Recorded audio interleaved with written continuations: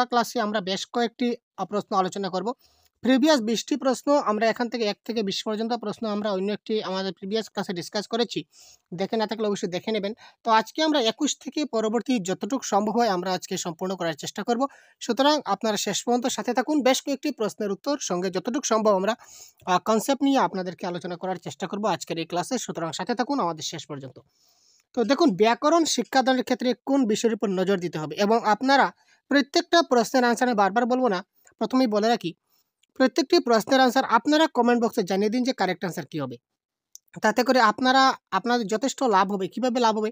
কারণ আপনারা শিওর হবেন যে কারেক্ট আনসার কোনটি, ঠিক আছে? এবং আপনাদের কনফিডেন্স লেভেল যেটা সেটা হাই হবে। বারবার আমি বলি, তো বারবার বলবো না, কমেন্ট করুন। শুধু একবার বলে দিলাম যে প্রত্যেকটা প্রশ্নের উত্তর আপনারা কমেন্ট বক্সে আমার আগে জানিয়ে দিবেন।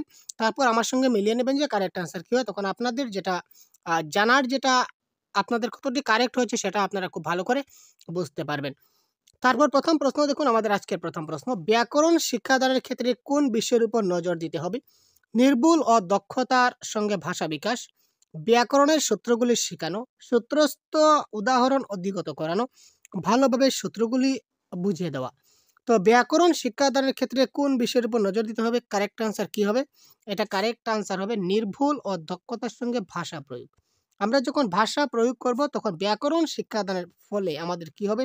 আমরা সেই ভাষাটা নির্ভুলভাবে প্রয়োগ করতে পারবো এবং দক্ষভাবে প্রয়োগ করতে পারবো। এখানে সূত্র, ব্যাকরণের সূত্রগুলো আমরা শিশুদেরকে শিখাই না। আবার ভালোভাবে সূত্র বুঝিয়ে দেওয়া, সূত্র এখানে কোনো ফ্যাক্টর করছে না।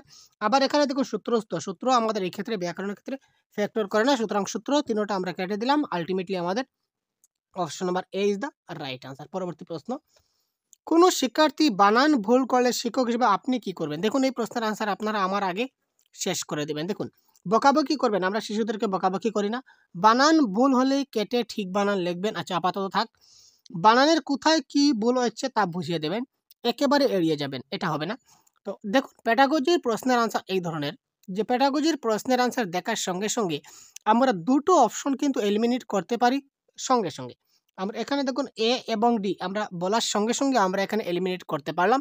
শুধুমাত্র দুইটা আমাদের থাকলো। প্রত্যেকটা প্রশ্নেই আমরা চারটার মধ্যে দুইটা আমরা এলিমিনেট করতে পারি খুব সহজে, আর বাকি দুইটার মধ্যে আমাদের কনফিউশন ক্রিয়েট করে দেয়। তো বাকি দুইটা থেকে কোনটা আমাদের সবচেয়ে ভালো হবে সেটা আমাদের খুব ভালো করে বুঝে নিতে হবে। তারপর কারেক্ট আনসার কী হবে সেটা আমাদের করতে হয়। তো এখানে দেখুন বিতে বলেছে ভুল বানান কেটে ঠিক বানান লিখবেন। ঠিক আছে, শিক্ষক যদি শিক্ষার্থীরা বানান ভুল করে তাহলে তিনি ভুল বানানটাকে কেটে তিনি শুদ্ধ বানান লিখে দেবেন। ঠিক আছে, এটা কারেক্ট। কিন্তু এখানে অপশন সি বলেছে, দেখুন, বানানের কোথায় কি ভুল হয়েছে তা বুঝিয়ে দেবেন। তো এখানে দুটি থেকে বেস্ট কোনটি হবে? দেখুন, শিক্ষক যদি বানান ভুল করে ঠিক বানান লেখেন এবং বানানটা কেন ঠিক হলো কেন ভুল হলো যদি তিনি না বলেন, তাহলে শিক্ষার্থীরা শিখবে না। বারবার তিনি সেই ভুলগুলা সংশোধন করতে যাবেন, বারবার শিক্ষার্থীরা ভুল করবে এবং তিনি বারবার কাটবেন, বারবার তিনি সংশোধন করে দেবেন। এক্ষেত্রে শিক্ষার্থীর শিক্ষণটা তার কেন ভুল হলো সেটা তারা বুঝতে পারবে না। কিন্তু শিক্ষক মশাই একবার যদি বুঝিয়ে দেন যে বানানের তোমার এই জায়গাটাতে ভুল হয়েছে এবং এইরকম ভুল হয়েছে, তো এরকম তুমি করতে নেই, ওটা ওরকম দিলে শুদ্ধ হবে, এরকম যদি তিনি বুঝিয়ে দেন তাহলে পরবর্তী সময়ে যখন শিশুটা বানান লিখবে তখন তার মাথায় জিনিসটা থাকবে। সুতরাং অপশন নাম্বার সি এই ক্ষেত্রে হয়ে যাবে কি কারেক্ট আনসার। তারপর দেখুন, ভাষার উদ্দেশ্য কি? আমরা এইমাত্র বললাম ভাষার সৌন্দর্যকে সেটা নষ্ট করে না, শিক্ষার্থীদের নিরুৎসাহ করি না, কেবলমাত্র শুধু থাকলে প্যাডাগজিতে নেগেটিভ হয়। তো এখানে কারেক্ট আনসার হবে সাহিত্য পাঠের পথকে সুগম করা। নেক্সট, ব্যাকরণ শিক্ষায় সিদ্ধান্ত বা সূত্র পদ্ধতির বৈশিষ্ট্য কি? কারেক্ট আনসার কি হবে বলুন তো আপনারা?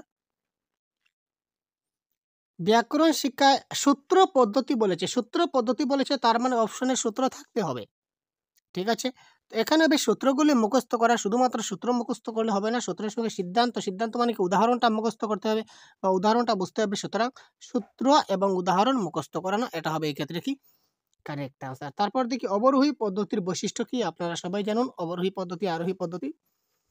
আগে সূত্র পরে উদাহরণ পরে সূত্র, শুধু নিয়মগুলি জানানো হয়, শুধু উদাহরণগুলি জানানো হয়। তো এই ক্ষেত্রে কারেক্ট আনসার কোনটি হবে? কোয়েশ্চেন নাম্বার 25 এর বলুন তো। অবরোহী পদ্ধতিতে কি করা হয়? আগে সূত্র পরে উদাহরণ দেওয়া হয় অবরোহী। আর আরোহীতে আগে উদাহরণ পরে সূত্র। এটা হচ্ছে আরোহীর উদাহরণ, এটা হচ্ছে আরোহী, আর এটা হবে কি অবরোহী। অবরোহী পদ্ধতি তরুণ শিক্ষার্থীদের পক্ষে প্রযুক্ত নয় কারণ কি? অবরোহী পদ্ধতিটা যারা তরুণ শিক্ষার্থী রয়েছে তাদের ক্ষেত্রে সেটা প্রযুক্ত নয়, মানে অ্যাপ্লিকেবল নয়। এটার কারণ কি? এটি বেশি বিজ্ঞান নির্ভর, এতে উদাহরণের প্রয়োগ বেশি, এটি ছাত্রদের স্মৃতিশক্তির উপর নির্ভর করে, এটি মনোবিজ্ঞান নির্ভর।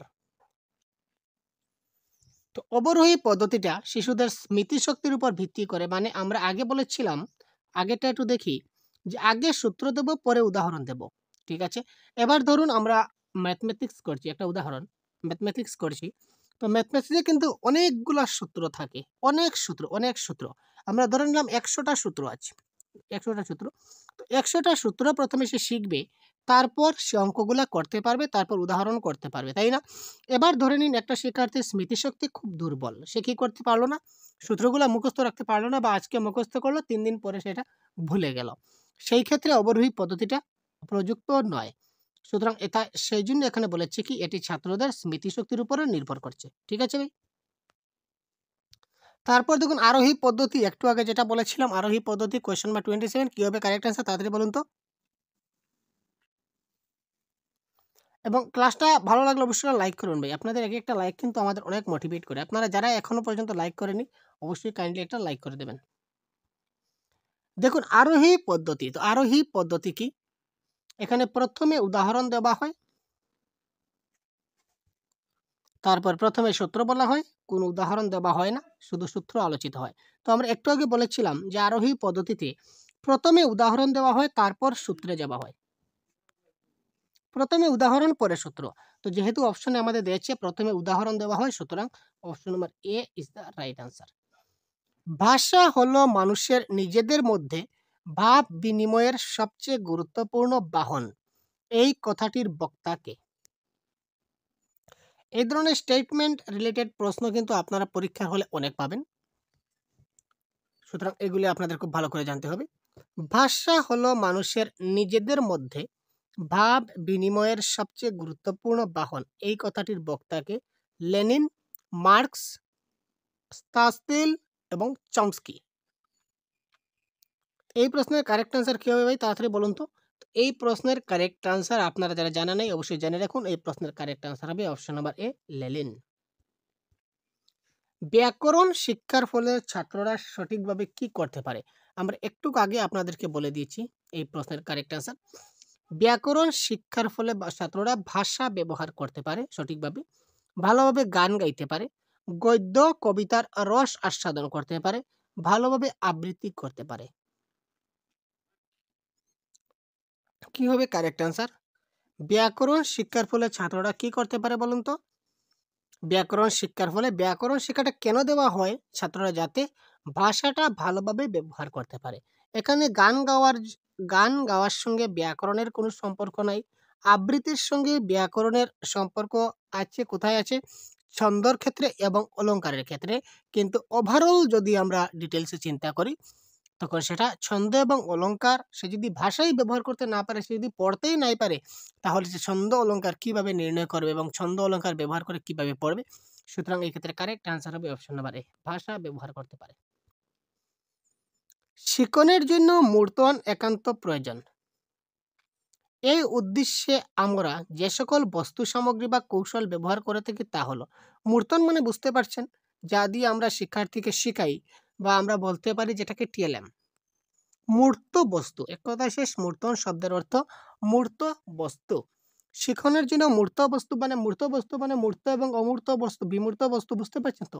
মূর্ত বস্তু মানে যে জিনিসটা দেখা যায়, যেমন মোবাইল আমরা দেখতে পাচ্ছি, কিন্তু গুগল আমরা সবকিছু করতে পারি, কিন্তু গুগল জিনিসটা কি আসলে কি আমরা দেখতে পারি? বা গুগল কি আমরা টাচ করতে পারি? গুগল কি আমরা শুধু সফটওয়্যার আছে গুগল, সেটা হচ্ছে বিমূর্ত, সেটা আমরা দেখতে পাই না, কিন্তু আমরা জানি এবং বুঝি। কিন্তু মোবাইল ফোনটা কি সেটা আমরা টাচও করতে পারি, ধরতেও পারি এবং দেখতেও পারি। সুতরাং এটা হচ্ছে কি আমাদের টিএলএম বা মূর্ত বস্তু। তো এই মূর্ত বস্তুর শিক্ষকের পেশাগত গুণাবলী, আচ্ছা টিএলএম পেশাগত গুণাবলী হবে কি? সেটা বানানের নির্ভুলতা হয় কি না, হাতের লেখা হবে কি না। তো টিএলএম মানে কি? টিএলএম মানে হচ্ছে কি শিক্ষামূলক প্রদীপন। ঠিক আছে ভাই? শ্রবণ ভিত্তিক উপকরণের উদাহরণ হলো, শ্রবণ ভিত্তিক অর্থাৎ কিসের মাধ্যমে শিক্ষার্থীরা শুনতে পাবে? কিসের মাধ্যমে শিক্ষার্থীরা শুধুমাত্র শুনতে পায়? অভিনয়ে তারা কি করতে পারে? শুনতেও পায়, দেখতেও পায়। আবার অভিনয়ে কিন্তু সে নাও শুনতে পারে। কারণ কি? যদি অভিনয়টা বাকরুদ্ধ হয়। বাকরুদ্ধ মানে যদি সে শুধু অভিনয় করে যায় কিন্তু সে যদি কোনো কিছু বলে না, সেটাও কিন্তু এক ধরনের অভিনয়। সুতরাং সেখানে শুধু দেখতে পাচ্ছে, শুনতে পাচ্ছে না। টেলিভিশন, টেলিভিশন হচ্ছে কি? দৃশ্য শ্রাব্য। দৃশ্য শ্রাব্য মানে সে দেখতেও পাচ্ছে এবং শুনতেও পাচ্ছে। শিক্ষকের চার্টের বিবরণ দেওয়া। চার্ট দেখতে পাচ্ছে, ঠিক আছে? এখানে শোনার কোনো ভালাই নেই। শুধুমাত্র রেডিও। রেডিওর মাধ্যমে আমরা কি করতে পাই? রেডিওতে আমরা শুনতে পাই। সুতরাং শ্রবণভিত্তিক উপকরণের এই ক্ষেত্রে উদাহরণ আমাদের কি হয়ে গেল ভাই? রেডিও। এর পরবর্তী প্রশ্ন দেখুন তো কারেক্ট আনসার কি হয় বলুন তো আপনারা? সক্রিয়তা ভিত্তিক শিক্ষা উপকরণ হলো। সক্রিয়তা ভিত্তিক মানে অ্যাক্টিভ। এখানে শিক্ষার্থীরা অ্যাক্টিভ থাকবে। শিক্ষার্থীরা কোথায় অ্যাক্টিভ থাকবে? অভিনয়ে থাকবে, নৃত্যতে থাকবে, আর রেডিওর সাহায্যে থাকবে, না ট্যাপ রেকর্ডারে থাকবে? দেখুন ট্যাপ রেকর্ডার এবং রেডিও এখানে কিন্তু শিক্ষার্থী অ্যাক্টিভ নয়। ট্যাপ রেকর্ডার ট্যাপ চালু করে দেবেন, ট্যাপে যা বলবে শিক্ষার্থী শুনবে। এখানে শিক্ষার্থীরা কিন্তু অ্যাক্টিভ নয়। রেডিও, রেডিও আপনি যা চাবি দিবেন, রেডিও চাবি দেওয়ার সঙ্গে সঙ্গে রেডিও স্টেশনে যা চলছে তা বাজবে। শিক্ষার্থীরা সেখানে সরাসরিভাবে অংশগ্রহণ করতে পারবে না। আগে বলেছিলাম যে ২ টা অপশন আমরা কেটে দেব, বাকি ২ টার মধ্যে কিন্তু সমস্যা থাকে। এবার অভিনয় হবে না নৃত্য হবে? তা নৃত্যও কিন্তু অভিনয়ের একটা অংশ। বুঝতে পারছেন কিনা না? নৃত্য হচ্ছে অভিনয়ের একটা অংশ। সুতরাং অভিনয় অভিনয় আমরা নৃত্য করি কিসের মাধ্যমে করি? অভিনয়ের মাধ্যমেই কিন্তু আমরা নৃত্য করি, তাই না? নৃত্য করতে কিন্তু একটা অভিনয়ের প্রয়োজন। আর অভিনয়ের দ্বারা আমরা অভিনয়ের মাধ্যমে আমরা নৃত্যটাও অভিনয় দিয়ে করতে পারি। আবার কোনো নাটকও অভিনয় দিয়ে করতে পারি। বা একটা কবিতা আবৃত্তি যখন পড়ব তখন হাত পা নাড়াচাড়া করে সেটাও অভিনয় করে আমরা একটা কবিতা আবৃত্তি করতে পারি। সুতরাং আল্টিমেটলি অভিনয় হচ্ছে এখানে দাদা। অভিনয় হচ্ছে সবচেয়ে বড়। সুতরাং অভিনয় ইজ দ্য রাইট আনসার। তথ্যভিত্তিক কোনো কিছু পড়াতে প্রয়োজন। তথ্যভিত্তিক ইনফরমেটিভ যদি আমরা কোনো কিছু পড়াতে চাই তাহলে আমাদের কিসের প্রয়োজন হবে? মডেলের প্রয়োজন, ব্ল্যাকবোর্ডের প্রয়োজন, একটা চার্টের প্রয়োজন, না মানচিত্রের প্রয়োজন? শিশুদেরকে আমরা ইনফরমেশন দেব।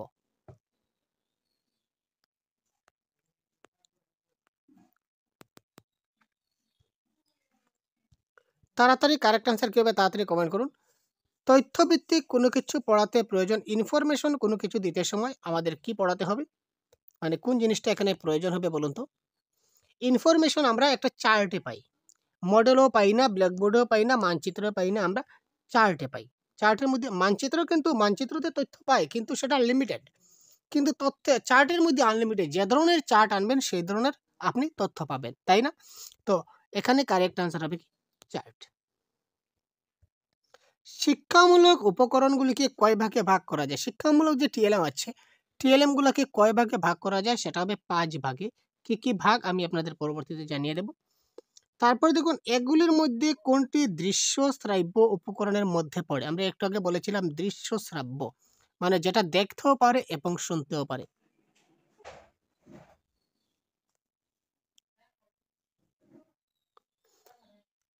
এগুলির মধ্যে কোনটি দৃশ্য শ্রাব্য? দেখতেও পায়, শুনতেও পায়, সেটা কারেক্ট আনসার কি হবে? সেটা হবে কি? টেলিভিশন। তো তার পরবর্তী প্রশ্ন দেখুন, কোন উপকরণটি শিক্ষার্থীদের সহজে পাঠ্য বিষয় আয়ত্ত করতে সাহায্য করে? কোন উপকরণটি শিক্ষার্থীদের সহজে পাঠ্য বিষয় যেটা আয়ত্ত করে সেটাকে সাহায্য করে শিক্ষার্থীদের? এখানে বলেছে কোন উপকরণ। তো কারেক্ট আনসার এখানে কি হবে? শ্রাব্য, দৃশ্য শ্রাব্য, দৃশ্যযোগ্য, না পাঠযোগ্য? তো এখানে কারেক্ট আনসার হবে কি? পাঠযোগ্য উপকরণ। কারেক্ট আনসার কি? পাঠযোগ্য উপকরণ। শিক্ষণীয় বিষয়কে মুক্ত করার জন্য শিক্ষক ব্যবহার করেন। শিক্ষণীয় বিষয়কে মুক্ত করার জন্য শিক্ষক কি ব্যবহার করেন? শিক্ষণীয় যেটা বিষয় রয়েছে সেটাকে মুক্ত বা খোলাভাবে ব্যবহার করার জন্য বা মুক্ত করার জন্য একদম ইজি করার জন্য আমরা শিক্ষক কি ব্যবহার করতে পারেন? শিক্ষা উপকরণ ব্যবহার করতে পারেন, প্রশ্ন উত্তর ব্যবহার করতে পারেন, না ব্ল্যাকবোর্ড, না চক ডাস্টার? কারেক্ট অ্যান্সার কি হবে? Question number 38। আমরা শিক্ষণীয় বিষয় যেকোনো জিনিসকে শেখাতে গেলে খুব সহজভাবে যদি আমরা শেখাতে চাই শিশুদেরকে তখন আমাদের টিএলএম ব্যবহার করতে হয়। আর টিএলএম মানে হচ্ছে শিক্ষা উপকরণ। ঠিক আছে? পাঠ্যপুস্তক কাদের কাজে লাগে? অতি গুরুত্বপূর্ণ প্রশ্ন। দেখুন, পাঠ্যপুস্তক কাদের কাজে লাগে? শিক্ষার্থীদের, শিক্ষকদের, না শিক্ষক শিক্ষার্থী উভয়ের, না সব মানুষের? এখানে কারেক্ট আনসার কি হবে? এটা কারেক্ট আনসার হবে শিক্ষার্থীদের এবং শিক্ষকদের উভয়ের কিন্তু এখানে পাঠ্যপুস্তক কাজে লাগে। তারপর দেখুন, ফেনেল বোর্ড ব্যবহারের পাঠদানের সময় ব্যবহার করার কারণ কি? আমরা পাঠদানের সময় অনেক সময় ফেনেল বোর্ড ব্যবহার করে থাকি। এটার কারণ কি? বিষয় সংশ্লিষ্ট ছবি বা চার্ট ফ্ল্যানেল বোর্ডে টাঙ্গালে সহজে শিক্ষার্থীদের তা দেখানো যায় এবং বোঝানো যায়। ব্ল্যাকবোর্ড না থাকায় এই বোর্ড ব্যবহার করা হয়। ফ্ল্যানেল বোর্ড অন্যতম শিক্ষা উপকরণ হিসাবে ব্যবহার করা যায়। তো এখানে সবচেয়ে দেখুন, ব্ল্যাকবোর্ড না থাকার জন্য এই বোর্ড ব্যবহার করা যায়, সেটা হচ্ছে না, কোনোটি নয়, এখানে হবে না। তো এখানে কারেক্ট আনসার হবে অপশন নম্বর এ, বিষয় সংশ্লিষ্ট ছবি বা চার্ট যদি ফ্ল্যানেল বোর্ডে আমরা টাঙ্গাই তাহলে শিক্ষার্থীদের সহজে সেটা আমরা দেখাতে পারি এবং বোঝাতে পারি। ব্ল্যাকবোর্ড থাকলেও কিন্তু ফ্ল্যানেল বোর্ড টাঙ্গানো যায়। ঠিক আছে।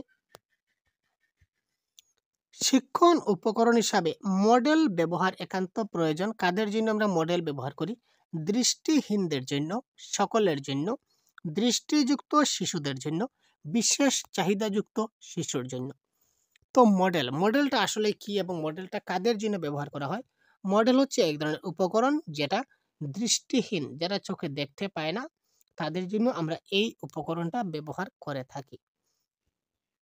নেক্সট, শিক্ষা সহায়ক উপকরণ হিসাবে ব্ল্যাকবোর্ড শ্রেণীকক্ষের কেমন জায়গায় রাখতে হবে? সেটা তো আপনারা সবাই জানেন ভাই, সেটা কি বলার দরকার আছে নাকি? আমার তো মনে হয় সেটা বলার দরকার নেই। তো শিক্ষা সহায়ক উপকরণ হিসাবে ব্ল্যাকবোর্ড শ্রেণীকক্ষের দেওয়ালে টাঙ্গিয়ে রাখবেন, যাতে সকলে দেখতে পায় এমন জায়গায় রাখবেন। এক কোণে টাঙ্গিয়ে রাখবেন, কোনোটাই নয়। তো এখানে কারেক্ট আনসার হবে এমন জায়গায় আমরা রাখবো যেখানে সকলে সেটা দেখতে পায়। তারপর দেখো, দর্শন ভিত্তিক উপকরণ হলো ম্যাপ, টেলিভিশন, রেডিও, না সিনেমা? দর্শন ভিত্তিক আমরা দেখতে পাবো। এখানে দেখুন সমস্যা রয়েছে, কিন্তু একটা জিনিস খুব ভালো করে বুঝবেন। এটা আপনারা পট করে কিন্তু টেলিভিশন বা সিনেমা আনসার দেবেন না। এটা কারেক্ট আনসার হবে ম্যাপ। ম্যাপের মাধ্যমে কিন্তু আমরা দেখতে পাই। টেলিভিশন হচ্ছে কি দেখতেও পাই, শুনতেও পাই। সিনেমাও কি দেখতে পাই, শুনতে পাই। রেডিওতে শুধুমাত্র শুনতে পাই, কিন্তু ম্যাপের মাধ্যমে আমরা কিছু শুনতে পাই। ম্যাপ কি আমাদের কিছু বলে? না, ম্যাপ শুধুমাত্র ম্যাপ আমরা দেখি। সুতরাং দর্শন ভিত্তিক উপকরণ এখানে হবে কি? ম্যাপ। আচ্ছা, পুস্তক কি? পুস্তক কি? মানব জাতির চিন্তাধারার বিবরণ, বিশেষ মানুষের চিন্তাধারার বিবরণ, বিশেষ জাতির চিন্তাধারার বিবরণ, কোনো জাতির চিন্তাধারার বিবরণ। তো এই ক্ষেত্রে পুস্তক কি? পুস্তক হচ্ছে কি? মানব জাতির চিন্তাধারার বিবরণ। ঠিক আছে ভাই। তো আপকামিং সিটেট পরীক্ষায় যে ধরনের প্রশ্ন আপনাদের পরীক্ষায় আসতে চলেছে সেগুলি আমি ডিটেলস আলোচনা করছি, এবং এই সবগুলা ক্লাসের পিডিএফ আপনারা পেয়ে যাবেন, টেনশনের কোনো ব্যাপার নেই। এবং আমাদের সহজগুরু ইউটিউব চ্যানেলের পক্ষ থেকে প্যাডাগজির একটি গাইড বুক আপনার জন্য প্রোভাইড করা হয়েছে, এবং বেঙ্গলি গ্রামারের আরেকটি গাইড বুক, এবং প্রিভিয়াস ইয়ার সবগুলো কোয়েশ্চেন পেপারের একটা গাইড বুক আমরা আপনার জন্য প্রস্তুত করেছি। যদি প্রয়োজন হয় ভিডিও ডেসক্রিপশনে লিঙ্ক থাকবে, এখান থেকে আপনারা পারচেজ করে নিতে পারবেন খুব স্বল্প দামে। তো দেখুন, শিক্ষামূলক প্রদীপনের গুরুত্ব হলো বিমূর্ত শিক্ষামূলক প্রদীপন মানে টিএলএম। টিএলএম এর গুরুত্ব কি? এবার আমরা দেখব importance of TLM. Importance of TLM বিমূর্ত ধারণাকে মূর্তভাবে উপস্থাপিত করে, বিষয়বস্তু তুলে ধরে, বিভিন্ন জিনিস গড়ে তুলতে আগ্রহ করা, শিক্ষকদের দক্ষতা প্রকাশ পায়। তো টিএলএম এর মাধ্যমে এই যে আমি বললাম মোবাইল বা একটা হাতি কি? হাতি। তো যখন আমরা হাতি নিয়ে একটা ক্লাস করব, ধরে নিন আমরা হাতি নিয়ে একটা ক্লাস করলাম শিশুদের, হাতিটা তাকে বুঝাবো। ছোট্ট শিশু, সে ধরে নিন ক্লাস 1-এ পড়ছে, সে কিন্তু হাতি সম্বন্ধে তো ধারণা নেই, হাতি কি সে সেটা বুঝতে পারছে না। তো আমরা যখন তাকে হাতিটা যদি তাকে বুঝাই, তাহলে হাতি কি সে কী করে বুঝবে? হাতি সে বুঝবে না। তাহলে সেই আমরা কি হাতিকে, একটা বড় হাতিকে কি ধরে আমরা ক্লাসরুমে আনতে পারবো যে এটা হচ্ছে একটা হাতি? বড় হাতিকে আমরা ধরে ক্লাসরুমে আনতে পারবো না। হাতির একটা চিত্র যদি আমরা অঙ্কন করে যদি তার সামনে যদি রেখে দিই কাগজে, বা ধরে নিন মাটি দিয়ে একটা হাতি বানালাম যে এটা হচ্ছে একটা হাতি, তখন সে হাতি সম্পর্কে বুঝতে পারবে। মানে সে বিমূর্ত ধারণা, হাতিটা তার কাছে বিমূর্ত ছিল, হাতিটাকে বুঝতে পারলো না। আমরা সেটাকে সেই টিএলএম এর মাধ্যমে, হাতির একটা ছবির মাধ্যমে বা একটা মাটির ছোট হাতির মাধ্যমে আমরা তাকে জিনিসটাকে, হাতিটাকে বুঝালাম, মূর্তভাবে বুঝালাম। সুতরাং বিমূর্ত ধারণাকে মূর্তভাবে উপস্থাপিত করে, এটা হচ্ছে কি ইম্পর্টেন্স অফ টিএলএম। কত প্রকারের বাক্যের ছাঁচ আয়ত্ত করতে হয়? বাক্যের যেটা প্যাটার্ন রয়েছে, প্যাটার্নটা কত প্রকার হয় এটা আপনারা জেনে রাখবেন, 250 থেকে 300। আচ্ছা, লিখন কি? দেখুন লিখন, কোয়েশ্চেন নম্বর 47 হচ্ছে লিখন কি? অচেতন চিন্তন প্রক্রিয়া, অর্ধ সচেতন চিন্তন প্রক্রিয়া, সচেতন চিন্তন প্রক্রিয়া, না কোনোটি নয়? তো লিখন কি? আমরা যখন লিখবো তখন লেখার সময় আমাদেরকে কি কোন ধরনের চিন্তন করতে হয়? তো এটা কারেক্ট আনসার কি হবে? কোয়েশ্চন 47 এটা হবে লিখতে সময় আমাদের কিন্তু চিন্তা করতে হয়, ঠিক না? খুব ভালো করে চিন্তা করতে কি লিখবো? সুতরাং সচেতন চিন্তন প্রক্রিয়া। অনুচ্ছেদ রচনার দ্বারা কি হয়? এই ধরনের প্রশ্ন কিন্তু আপনার পরীক্ষায় আসে ভাই, প্রিভিয়াস ইয়ার কোয়েশ্চনে এখানে প্রশ্ন এসেছিল এখান থেকে। তো অনুচ্ছেদ রচনার দ্বারা পঠন দক্ষতার বিকাশ ঘটে, কথন দক্ষতার বিকাশ ঘটে, লিখন দক্ষতার বিকাশ ঘটে, আবার হচ্ছে শ্রবণ দক্ষতার বিকাশ ঘটে। তো অনুচ্ছেদ রচনা যখন করবো, অনুচ্ছেদ রচনা মানে কি? অনুচ্ছেদ লিখা, তার মানে কি এখানে লিখন দক্ষতার বিকাশ ঘটছে। কি হলো ভাই, আপনারা কারেক্ট আনসার কমেন্ট করছেন না, কি ব্যাপার? এবার কোশ্চেন 49 কমেন্ট করুন তো কারেক্ট আনসার কি হবে।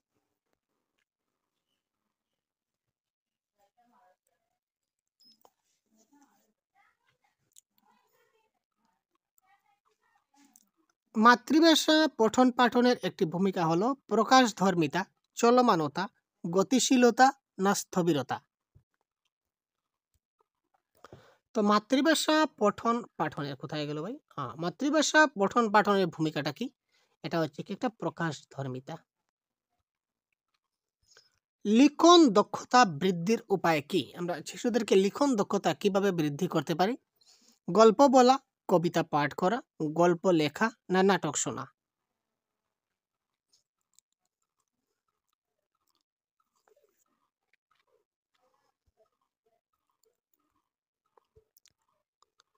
লিখন দক্ষতা বৃদ্ধির উপায় কি? এখানে কারেক্ট আনসার কি হবে? গল্প লেখা ইজ দ্য রাইট আনসার। গল্প লেখার মাধ্যমে আমরা কি করতে পারি? তাদের লিখন দক্ষতাকে বৃদ্ধি করতে পারি। কোন গুণের জন্য লিখন দক্ষতার প্রয়োজন? লিখন দক্ষতার জন্য কোন গুণের প্রয়োজন? গ্রহণধর্মিতা, প্রকাশধর্মিতা, গ্রহণ এবং প্রকাশধর্মিতা, না কোনোটি নয়? দেখুন, এই ক্ষেত্রে একটু কনসেপ্ট নিয়ে আলোচনা না করলে হবে না। LSRW, শ্রবণ কথন পঠন লিখন, এর মধ্যে আমাদের শ্রবণ এবং অর্থাৎ লিসেনিং এবং রিডিং হচ্ছে কি আমাদের রিসিপটিভ স্কিল। রিসিপটিভ মানে কি? গ্রহণধর্মিতা, রিসিভ করা। আর S এবং W মানে স্পিকিং এবং রাইটিং হচ্ছে কি আমাদের প্রোডাক্টিভ। প্রোডাক্টিভ মানে কি? প্রকাশধর্মিতা। ঠিক আছে, এটা হচ্ছে কি রিসেপটিভ মানে গ্রহণ করা, আর প্রোডাক্টিভ মানে কি? প্রকাশ। এখানে লিখন বলেছে, তো লিখন হচ্ছে পি ফর প্রোডাক্টিভ, আবার প্রি ফর প্রকাশধর্মিতা। তো এখানে correct answer option number B হচ্ছে কি প্রকাশধর্মিতা। মাইকেল ওয়েস্টের মতে রিডিং কি? মাইকেল ওয়েস্ট একজন ব্যক্তি, ওনার মতে রিডিং কি? ইনি বলেছিলেন process of sight sound sense, এটাই হচ্ছে কি রিডিং। মাইকেল ওয়েস্ট পঠনের কয়টি ধাপের কথা বলেছিলেন? মাইকেল ওয়েস্ট পঠনের কয়টা ধাপের কথা বলেছিলেন? 3টা, 4টা, 5টা, 6টা? কারো জানা আছে নাকি? জানা থাকলে বলুন তো তাড়াতাড়ি। এটা 5টা, ঠিক আছে ভাই, 5টি ধাপের কথা বলেছিলেন। কোন পাঠে অতিরিক্ত শ্রম হয় এবং শরীরের অবসাদ ঘটে? আমরা কি ধরনের পাঠ করলে, পাঠ মানে এখানে রিডিং এর কথা বলা হয়েছে, রিডিং। তো কোন ধরনের রিডিং করলে আমাদের অনেক পরিশ্রম হবে এবং শরীরের ক্ষতি হয়? নীরব পাঠ, সরব পাঠ, চর্বণা পাঠ, না সমবেত পাঠ? আমরা সবাই জানি, আমরা যদি জুড়ে জুড়ে পড়ি, চিৎকার করে পড়ি, তখন আমাদের অনেক পরিশ্রম হবে এবং শরীরের ক্ষতি হয়। সুতরাং এখানে সরব পাঠ ইজ দ্য রাইট আনসার, অর্থাৎ লাউড রিডিং। কোন পাঠে রস আস্বাদনই বড় কথা? কোন ধরনের পাঠে আমরা রস আস্বাদন করতে পারি? নীরব পাঠ, সরব পাঠ, সাধনা পাঠ এবং সমবেত পাঠ? তো কোয়েশ্চন বা 55 কারেক্ট আনসার কি হবে? দেখুন, একদম ক্লাসের শেষ পর্যায়ে চলে এসেছি, আর বেশি প্রশ্ন ডিসকাস করব না। আজকে টোটাল আমরা 40টি প্রশ্ন ডিসকাস করতে চলেছি। তো এখানে দেখুন রস আস্বাদন। তো রস আস্বাদন, এখানে রস আস্বাদন থেকেই আমরা বলতে পারি কি ধরনের পাঠ? সাধনা পাঠ। সাধারণ পাঠই আমরা কি করতে পারি? রস আস্বাদন করতে পারি। কোন পাঠে শিশু কিশোর শিক্ষার্থীরা নামতা মুখস্থ করে? নামতা যে শিশুদের মুখস্থ করে, নামতা মানে বুঝতে পারছেন তো, টেবল।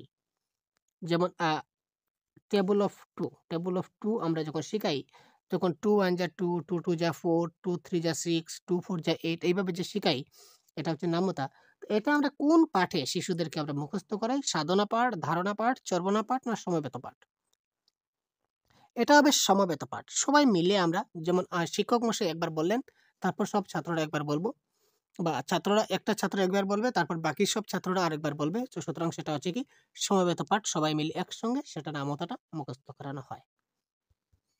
মুখের কথার দ্বারা ব্যবহারিক প্রয়োজন মেটানোর জন্য মানুষকে কত পরিমাণ শব্দ শিখতে হবে? ওয়াও! আমরা যে মুখের কথার দ্বারা ব্যবহারিক যেটা আমাদের প্রয়োজনটা মেটানোর জন্য আমাদেরকে কত পরিমাণ শব্দ আমাদের শিখতে হয়? ২,৫০০ থেকে ৩,০০০। দেখুন অপশন নাম্বার ডি, ২,৫০০ থেকে ৩,০০০ শব্দ আমাদেরকে শিখতে হবে যদি আমাদের ব্যবহারিক প্রয়োজন মেটাতে চাই। সুন্দর হাতের লেখার বৈশিষ্ট্য কয়টি? সুন্দর হাতের লেখার বৈশিষ্ট্য হচ্ছে ৩টি। ৩টি কি, কি? আমরা ডিসকাস করব। আমাদের ক্লাসে সবসময় পাবেন আপডেট। শিক্ষার্থীরা সঠিক উচ্চারণ করেছে কিনা না সেটা কোন পাঠের দ্বারা বোঝা যায়? শিক্ষার্থীরা সঠিক উচ্চারণ করছে কিনা না সেটা কোন পাঠের দ্বারা বুঝতে পারবো? নীরব পাঠ, সরব পাঠ, সমবেত পাঠ এবং ধারণা পাঠ। এটা কারেক্ট আনসার হবে। সঠিক উচ্চারণ, যখন প্রনাউন্সিয়েশন বুঝবো, যখন আস্তে একদম সাইলেন্টলি যখন মনে মনে পড়বে, তখন কি পড়ছে কি না আমরা কি বুঝতে পারবো? না। উচ্চারণ ঠিকঠাক করছে কিনা না আমরা বুঝতে পারবো না। সুতরাং সে যদি লাউডলি পড়ে, জুড়ে জুড়ে পড়ে, তখন সে কি পড়ছে, তার উচ্চারণ ঠিক হচ্ছে কিনা না সেটা আমরা খুব তাড়াতাড়ি বুঝতে পারি। তো আজকের ক্লাসের সর্বশেষ প্রশ্ন, সুন্দর হাতের লেখার বৈশিষ্ট্য কি? এখানে দেখুন আগে বলেছিলাম সুন্দর হাতের লেখার বৈশিষ্ট্য কয়টি? ৩টি। এবার দেখুন ৩টি কি, কি? সুন্দর হাতের লেখার বৈশিষ্ট্য স্পষ্টতা হতে হবে, দ্রুততা হতে হবে এবং সমরূপতা হতে হবে। লেখাটা স্পষ্ট হতে হবে। লেখার মধ্যে একটা স্পিডনেস থাকতে হবে। তারপর সমরূপতা, লেখার যে সাইজগুলা সবগুলা সমান হতে হবে। সুতরাং উপরের সবগুলি এই ক্ষেত্রে কি কারেক্ট আনসার। ঠিক আছে ভাই? তো আজকে এই টোটাল প্রশ্নগুলি আমরা ডিসকাস করলাম। ঠিক আছে ভাই? তো এই ধরনের ক্লাস আপনারা আমাদের আপকামিং দিনেও আপনারা পেয়ে যাবেন।